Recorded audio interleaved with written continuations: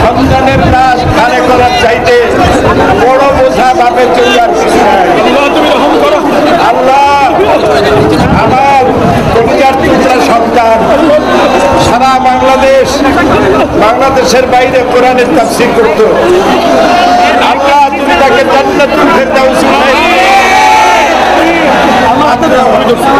মাত্র কয়েক মাস আগে আমার মায়ের জানাজা পড়াই গেলাম। আমাকে একটু সময় দিল না। আমি যে আমার মহিলাদেরকে আমার মা মারা গেলেন, আমার ভাইকে সান্ত্বনা দেবো, আমাকে সময় দেওয়া হলো না। আমার কলিজার টুকরা বুলবুল গতকাল চলে গেছে। আমি জানতে পারলাম আজকে আসরে যাবে যে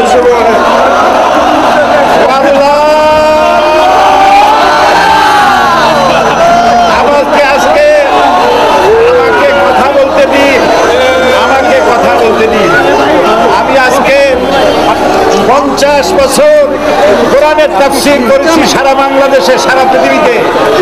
আমাকে বানানো হয়েছে যুদ্ধ অপরাধী, আমাকে বানানো হয়েছে চোর, ডাকাত, হত্যাকারী, ধর্ষণকারী। আমি আল্লাহর নামে কসম করে বলছি, আল্লাহ তোমার জাতের কসম, তোমার ইজ্জতের কসম, তোমার সম্মানের কসম, 1971 সনের এক ফোঁটা পানি বা কাদা আমার গায়ে লাগে নাই। আমার শুধু কাজ ছিল কোরআনের প্রচার করা। নাস্তিকবাদীরা সহ্য করতে পারে নাই, জালিমরা বরদাস্ত করতে পারে নাই, যার জন্য আমাকে বন্দী করে রেখেছে। আমি শাহাদাতের তামান্না করি, আমি শহীদ হতে চাই, তবে চোর ডাকাত ইত্যাদির বদনাম নিয়ে মরতে চাই না।